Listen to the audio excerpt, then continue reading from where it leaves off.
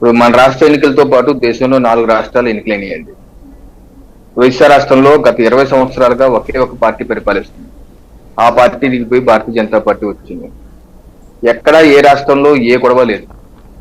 20 సంవత్సరాలు పరిపాలించిన పార్టీ దిగిపోతే ఎక్కడా ఏ గొడవ లేదు.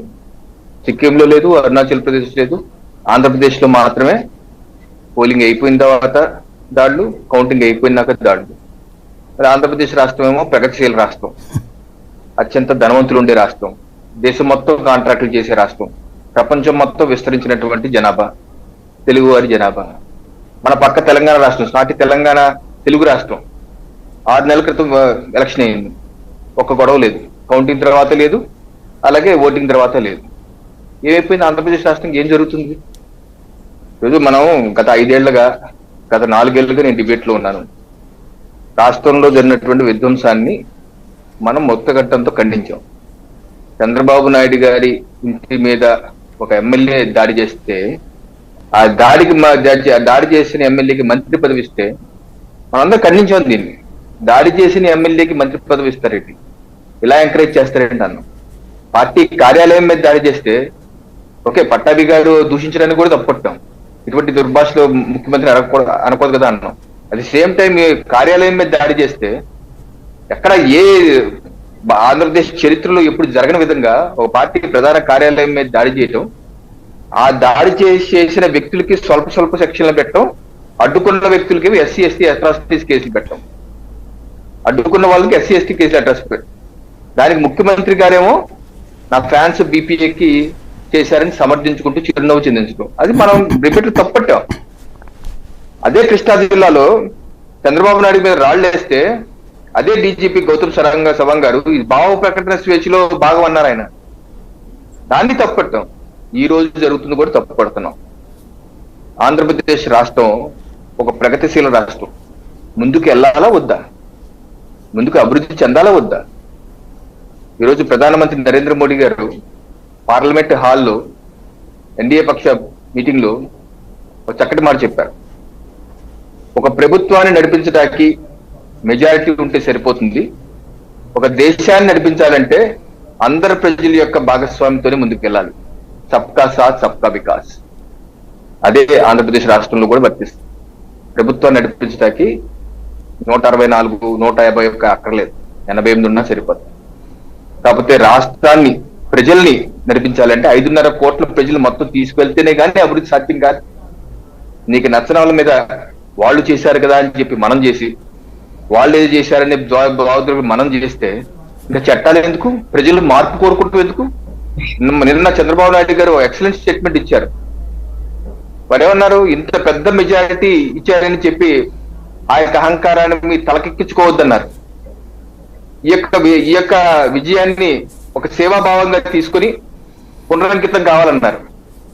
వ్యవస్థల మీద మీరు దాడులు చేస్తే ఆ వ్యవస్థలే తిరిగి మిమ్మల్ని కాటేస్తది. పదవులు శాశ్వతం కాదు. అద్భుతమైన స్టేట్మెంట్. ఈనాడు పేపర్లు చూడండి. నాయకులు, కార్యకర్తలు, ఎన్డీఏ కూటమి నాయకులు, కార్యకర్తలు ఒకసారి చదవండి. పదవులు శాశ్వతం కాదని చెప్పారు. శాశ్వతంగా ఎన్డీఏ కూటమి ఉంటుందా పరిపాలనలో? రేపు వాళ్ళు వస్తారు. అప్పుడు నా ఇంటి మీద, రవికిరణ్ ఇంటి మీద, రామకృష్ణ ఇంటి మీద దాడి చేస్తే ఈ స్వల్పంగా జరిగింది, చిన్న చెదురు మొదలు జరిగినాయి అంటే నా తల పగిలిపోతే అంతే కదా, నా చెయ్యి కట్టయిపోతే అంతే కదా, రామకృష్ణ గారి కాలు విరిగిపోతే అంతే కదా. అది స్వల్ప ఎలా అవుతుంది? ఏదైనా సరే ఒక చట్టం ఉంది దేశంలో. పవన్ కళ్యాణ్ గారు అద్భుతమైన స్టేట్మెంట్ ఇచ్చారు 4వ తారీఖు సాయంత్రమే. కక్షలో ప్రతీకారక సమయం కాదు ఇది. నాకు ఈ మెజారిటీ చూస్తే భయం వేస్తుంది. అత్యంత బాధ్యతాయుతంగా ఉండాలి. నాకు వైసీపీ పార్టీ మీద కానీ జగన్మోహన్ రెడ్డి ఎటువంటి కక్ష లేదు. కేవలం విధానపరమైన అంశాల మీద డిఫర్ అయ్యామంతే. రాష్ట్రాన్ని కలిసికట్టుగా అభివృద్ధి ప్రదంలో నడిపించుకుందాం అన్నారు. అద్భుతమైన స్టేట్మెంట్ 4వ తారీఖు సాయంత్రం ఇచ్చారండి. మన పార్టీ అధినేతలు అత్యంత పారదర్శకంగా, అత్యంత బాధ్యతాయుతంగా ఎంతో అనుభవాలు రంగరించి చెప్తుంటే కింద స్థాయి కార్యకర్తలు ఎవరన్నా చేస్తున్న విషయాలు, దాడులు చేస్తున్నాయి, చాలా తప్పు. అసలు ప్రజలు మనకు మ్యాండేట్ ఎందుకు ఇవ్వాలి? గతంలో చేసినవన్నీ పోలీస్ స్టేషన్ కి వెళ్తే, కేసు పెట్టడానికి వెళ్తే మన మీదే కేసులు పెట్టారు పోలీసులు. అదే పని ఇప్పుడు చేయాలా మళ్ళీ? అవన్నీ వద్దని కదా ప్రజలు, అవన్నీ వద్దని కదా. 151 ఇచ్చిన వాళ్ళకి సరిగ్గా పరిపాలించిన 11 పడేశారు, మధ్యలో 5 తీసేశారు. మనకి 164 ఇచ్చారు. మనం ఇలా చేస్తే మధ్యలో 6 తీసేస్తారు.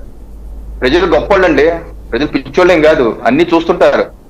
ఎవరు ప్రవర్తన ఏంటా అని చూస్తుంటారు. ఈరోజు ప్రధానమంత్రి గారు అన్నారు, మాకు విజయం వచ్చినా అపజయం వచ్చినా అన్ని ఒకేలా తీసుకుంటాం. ఈ విజయం కంటిన్యూస్ గా 3వ విజయం వచ్చినప్పటికీ భారతీయ జనతా పార్టీ శ్రేణులు కూడా చక్కగా ఉత్సాహంగా ఎవరి మీద ఎక్కడ దాడి చేయట్లేదు అన్నారు. చేయాల్సిన అవసరం ఏంటి? వాళ్ళు చేసిన తప్పే మనం చేస్తే వాళ్ళకి మనకి తేడా ఉంది. వ్యవస్థలు ఉన్నాయి. పవన్ కళ్యాణ్ గారు కానీ ఎవరైనా పురంధేశ్వరి గారిని చంద్రబాబు నాయుడు గారు ఏమన్నారు? వ్యవస్థలు అలపనాలు చేయిస్తాము, law and order. Pawan Kalyan గారి priority law and order. Law and order, పోలీసు వ్యవహారంలో పూర్తి స్వేచ్ఛ ఇచ్చి వాళ్ళ పని వాళ్ళు చేయించేలా చేస్తారని చెప్పి గత 2-3 సంవత్సరాలుగా పదే మీటింగ్ లో చెప్తున్నారు పవన్ కళ్యాణ్ గారు కానీ ఎవరు కానీ. మరి ఈ రకంగా పోలీసులు అక్కడుండి నిర్వహించలేకపోతున్నారు. ఎందుకు? కొడాలి నాని గారి ఇంటి ముందు ఉండి పోలీసులు ఆ గుడ్లని వేస్తున్న నూనూగు మేసాలు ఉన్నటువంటి యువకుల్ని అది చూస్తే బాధేస్తుంది. నూనూగు మేసాలు ఉన్న యువకులు గుడ్లు వేస్తున్నారు. ఏమంటే రేపటి రోజు ఆ సీసీ కెమెరా ఫుటేజ్ మీ మీద కేసు పడదా అండి? మీ జీవితం ఏమైపోతుందండి? ఈ రోజు ఓటింగ్ తర్వాత కేసులు పడ్డ పల్నాడు జిల్లా వాళ్ళు 1000 మంది జైల్లో ఉన్నారు సార్. పేద బడుగు బలహీన దళిత గిరిజన వర్గాలందరూ జైల్లో ఉన్నారు సార్. రేపటి మిమ్మల్ని వదులుతారు చట్టం. చంద్రబాబు నాయుడు గారు చెప్పారు వ్యవస్థలే తిరిగి మళ్ళీ వచ్చి కాటేస్తాయని. పోలీసు వ్యవస్థే మళ్ళీ వస్తారు వెనక్కి. ఆ వ్యక్తులు వదిలేస్తారు. వాళ్ళ పిల్లల జీవితాలు ఏమైపోతాయి? ఆ యువకుల జీవితాలు ఒక కేసు బుక్ అయింది, రోడ్డు షీటర్ అయింది, కేసు బుక్ అయింది, ఎవరు మీకు ఉద్యోగం వస్తారా? తప్పులు ఏది చేస్తే చట్ట ప్రకారమే లోకేష్ గారు చెప్తున్నట్టుగా చట్ట ప్రకారమే ఆ చట్టం తన పని చేసిపోతుంది. ఈరోజు ఆదరాబాదరగా పేర్లు మార్చాల్సిన అవసరం మనకేం వచ్చిందండి? ఒక జీవో ఇస్తే మారిపోదు ఆటోమేటిక్ గా? ఇదేమన్నా ఇరాక్ సద్దాం హుస్సేన్ పరిపాలన ఏమన్నా? సద్దాం హుస్సేన్ చంపంగానే మొత్తం అంతా రోడ్ల మీదకి వచ్చి ఆ విగ్రహాలన్నీ లాగేసి చేసే అటువంటి నియంత్రిత పరిపాలన ఇక్కడ లేదు. ప్రజాస్వామ్యంగా ప్రజలు మనల్ని ఎన్నుకున్నారు, సరిగ్గా పరిపాలన ఇమ్మన్నారు. రేపేమన్నా మాకు నచ్చలేదు అనుకోండి, ఆ పేర్లు నచ్చలేదు, జీవో ఇస్తాం, మార్చుకుంటాం, ఇంకో పేరు పెట్టుకుంటాం. ఆ సచివాలయం మీద బోర్డు మీద రాగాల్సిన అవసరం మనకేంటి? ఆ బోర్డులు శాశ్వతంగా ఉంటాయా? ఈరోజు ప్రజలు చూడండి, రైతులు పాసు పుస్తకాల మీద జగన్మోహన్ రెడ్డి గారి ఫోటో వేశారని చెప్పి, అలాగే సరిహద్దురాళ్ళ మీద జగన్మోహన్ రెడ్డి ఫోటో, ఆ ఫోటోలు పెంచి ఆ పేర్లు పెంచకే జనాలు చించి అవతలు పట్టేశారు. అది నేర్చుకుందాం, గుణపాఠాలు నేర్చుకోవాలి కదా. చంద్రబాబు నాయుడు గారు చెప్తున్నారు కదా, మన పెద్ద అధినేతలు 40 సంవత్సరాల రాజకీయ జీవితంలో ఉన్న వ్యక్తులు చెప్తున్న మంచి విషయాల్ని గ్రహించకుండా మనకు ఇప్పుడు రాష్ట్రానికి గాడిలో పెట్టాలి. మనం ఇచ్చిన హామీలు కావచ్చు, లేకపోతే ప్రజల ఆకాంక్షలు కావచ్చు. ఎందుకని? అభివృద్ధిని నెగ్లెక్ట్ చేశారని కదా ప్రజలు ఇంత పెద్ద మ్యాండేట్ ఇచ్చారు, 164 మ్యాండేట్. అది చేసుకోవాలంటే రాష్ట్రంలో ఘర్షణలు జరిగితే పెట్టుబడులు ఏమైనా వస్తాయండి? ఏదైనా ఒక ఐటీ కంపెనీ రాగలదండి? ఇలా ఘర్షణలు చేస్తే విశాఖపట్నంలో బుల్డోజర్ పెట్టి వ్యూ పాయింట్ ఏదో తోసేశారు ఆయన్ని. విశాఖపట్నం అనేది ప్రగతిశీల సిటీ, ఈ రాష్ట్రానికి వెన్నుముక్క లాంటిది. మొత్తం ఫండింగ్, ట్యాక్స్ కలెక్షన్స్ అన్ని అక్కడి నుంచి అత్యధికంగా వస్తాయి. ఆ యొక్క విశాఖపట్నంలో మీరు ఘర్షణ వాతావరణం క్రియేట్ చేస్తే రేపటి రోజు ఏదైనా ఒక కంపెనీ వస్తుందా? అభివృద్ధి సాధించగలమా? ఆ పేరు మారిపోయి గవర్నమెంట్ వచ్చి జీవో ఇచ్చి మారుస్తుందండి. మనకేంటి పని? చట్టాలు మన చేతుల్లో తీసుకుంటే చట్టాలు మన చుట్టాలు. రేపు మొన్నటి వరకు అన్న ఐపీసీ సెక్షన్లు ఉన్నాయా, వైసీపీ సెక్షన్లు ఉన్నాయా? రేపు అంటారు ఐపీసీ సెక్షన్లు ఉన్నాయా, లేకపోతే ఎన్డీఏ సెక్షన్లు ఉన్నాయా, లేకపోతే ఇంకోటి ఏదోనా అంటారు. అలా అనిపించుకోవాల్సిన అవసరం మనకేంటి? ప్రజలు మళ్ళీ చిత్కరిస్తారు. 2029లో చెప్పాడు చంద్రబాబు నాయుడు గారు, పదవులు శాశ్వతం కాదు. చదవని పేపర్, ఈ పేపర్లోనే ఉంది. పదవులు శాశ్వతం కాదండి. పెద్ద మెజారిటీ ఇచ్చాయంటే అంత పెద్ద వినమ్రంగా ఉండాలి. నేలకుండి ఉండమన్నారు చంద్రబాబు నాయుడు గారు. నేల మీద కాలు పెట్టి, భూమి మీద కాలు పెట్టి ఉండమన్నారు. తెలుసుకోండి. అంతేగాని మనకేదో ఉంది కదా అని చెప్పి చేసేస్తే రేపు రావాలా? పరిశ్రమలు రావాలా? ఎలా వస్తాయని పరిశ్రమలు గొడవలు పడతా ఉండి, ఘర్షణలు పడతా ఉండి, ఈ పార్టీకి గెలిస్తే ఇంకో పార్టీలు ఊరు వెళ్ళిపోవాలా? ఇంక ఉండకూడదా? వాళ్ళు ఉండకపోతే అందరూ, అందుకనే ఆంధ్రప్రదేశ్ వాసులందరూ దేశం అంతా, ప్రపంచం మొత్తం ఉంటారు, ఆంధ్రప్రదేశ్ లో మాత్రం ఉండరు. బిక్కుమంటూ ఉండాలి. ఎంతకాలం అండి బిక్కుమని భయానక జీవితాలు? మన పిల్లలు మనం బాగుపడకూడదా? బయట రాష్ట్రాలకు వెళ్ళి బతకాలా? బయట దేశాలకు వెళ్ళి బతకాలా? ఈ పరిస్థితి మార్చుకోవాలి. వాళ్ళు చేశారని చెప్పి వాళ్ళు చేసినట్టు మనం చేస్తే వాళ్ళకి మనకి తేడా ఏంటి? అభివృద్ధి చేయాలంటే పరిశ్రమలు రావాలి. పరిశ్రమలు రావాలంటే ప్రశాంత వాతావరణం, లా అండ్ ఆర్డర్ ఉండాలి. అది ముఖ్యం. First priority. ఏ కంపెనీ అయినా చూసేది అక్కడ లా అండ్ ఆర్డర్, ప్రశాంత వాతావరణం ఉందా, పెట్టుబడులకి మౌలిక వసతులతో పాటు ప్రభుత్వ సహకారంతో పాటు ప్రజల యొక్క సహకారం ఉందా లేదా, శాంతి భద్రతలు కాపాడుతున్నారు లేదా, ఇది మొదలు చూస్తారు. అది ఆ పరిస్థితి లేకపోతే మనం ఎంత మ్యాండేట్ ఇచ్చినా మనం ఏం చేయగలం? ఇంత ఎక్స్పెక్టేషన్స్ తో ప్రజలు మనకి మ్యాండేట్ ఇస్తే మనం ఏం చేయలేకపోతే రేపేమవుతుంది? కుదేలవుతాం. పరిశ్రమలు కేంద్ర రాష్ట్ర ప్రభుత్వం సయోధ్యంగా పనిచేస్తున్నారు. రేపు చాలా పెట్టుబడులు రావాలి, మంచి కంపెనీ మ్యానుఫాక్చరింగ్ కంపెనీలు రావాలి, కాకినాడ పెట్రోకెమికల్ కాంప్లెక్స్ లాంటి గ్రౌండ్ అవ్వాలి. దానివల్ల ఆదాయం దీర్ఘకాలిక స్వల్పకాలిక ఆదాయ వనరుల మార్గాలను మనం ఎంచుకోవాలి.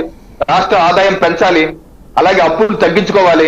పెంచాలి అంటే రేపు కళ్ళు మూసి కళ్ళు తెరిస్తే పెరిగిపోదండి. ఈ రోజు ప్లాన్ చేసుకోవాలి, సంవత్సరం 2 సంవత్సరాలు గ్రౌండ్ చేసుకోవాలి. 3వ ఏడు 4వ ఏడుగా రెవెన్యూ వస్తుంది, 5వ ఏడుకి వెన్యూల్ చెన్నీలుగా స్టడీ అవుతుంది, 10వ ఏడుకి కానీ సెట్ కాదు. ఇదే కొన్ని 5 ఏళ్ళలో చేయగలం, కొన్ని చేయలేకపోవచ్చు, కొన్ని 10 ఏళ్ళు పట్టదు. చేయలేకపోయి ప్రజలు కన్విన్స్ చేసి చెప్పుకుంటాం. ఒక దీర్ఘకాలిక ప్రణాళిక, లాంగ్ టర్మ్, పెద్ద మెగా ఇండస్ట్రీస్, పెద్ద ప్రాజెక్ట్స్, ఇప్పుడు పోర్ట్స్ ఉన్నాయి, కంప్లీట్ చేసుకోవాలి. ఫిషింగ్ హార్బర్స్ కంప్లీట్ చేసుకోవాలి. Petrochemical bulk park, steel plant, Kadapa steel plant, ఇటువంటి అలాగే విశాఖపట్నం ఎయిర్పోర్ట్, పెద్ద ఇన్ఫ్రాస్ట్రక్చర్ పార్ట్, రైల్వే లైన్లు, Kathipudi Kakinada Narsapuram railway line, Kadapa Bengaluru railway లైన్లు, ఇన్ఫ్రాస్ట్రక్చర్ ప్రాజెక్ట్స్ అన్ని సెట్ చేసుకోవాలి. అలాగే షార్ట్ టర్మ్ ప్లాన్స్, స్వల్పకాలిక ప్రణాళికతో ఐటీ కంపెనీస్ తెచ్చుకునే విధంగా, 1 సంవత్సరం లోపు రెవెన్యూ వచ్చే ఎంఎస్ఎంఈలు ప్రోత్సహించే విధంగా, ఇవన్నీ ప్లాన్ బోల్డ్ పనులు మన చేతుల్లో. ప్రజలకు ఎన్నో హామీలు ఇచ్చాం, ఎన్నో అష్యూరెన్సెస్ ఇచ్చాం. ఎన్ని వదిలేసి ఆటవిక సమాజంలో వెళ్ళిపోయి గుడ్లు రాళ్లు వేయటం వల్ల ఏం వస్తుంది? ఏం వరుగుతుంది? మీకు ఉద్యోగాలు వస్తాయా? గుడ్లు రాళ్లు వేస్తే ఉద్యోగాలు వస్తాయా? అభివృద్ధి వస్తారా? మీ ఇంట్లో ఏమైనా ఫుడ్ ఏమైనా పెట్టగలగా మనమన్నా? దయచేసి ఎన్డీఏ కుటుంబ సభ్యులు ఎవరు దాంట్లో ఇన్వాల్వ్ అయినా సరే దయచేసి చేతులు జోడించి విజ్ఞప్తి చేస్తున్నాం. వాళ్ళు చేసినట్టు మనం చేయొద్దు. ప్రజలు మనకు పెద్ద మ్యాండేట్ ఉంది, ఆ మ్యాండేట్ ని గౌరవించి ముందుకు వెళ్ళి బలారా బలి బ్రహ్మాండంగా చేశారు. ఇది కదా పాలన అనిపించే విధంగా ఉండాలి. చంద్రబాబు నాయుడు అంటున్నారు, నేను మారిన చంద్రబాబు నాయుడు గారు. మన నాయకులందరూ అలా ఆ రేంజ్ లో ఉంటే మనం ఆవేవో గట్టి వేస్తే దూడది వేస్తారు అన్నట్టు మనం ఎక్కడ ఉంటే ఎలా కుదురుతుంది? దయచేసి ఇవన్నీ మానేయండి. పోలీసులు కూడా తప్పనిసరిగా లా అండ్ ఆర్డర్ విషయంలో నో కాంప్రమైజ్.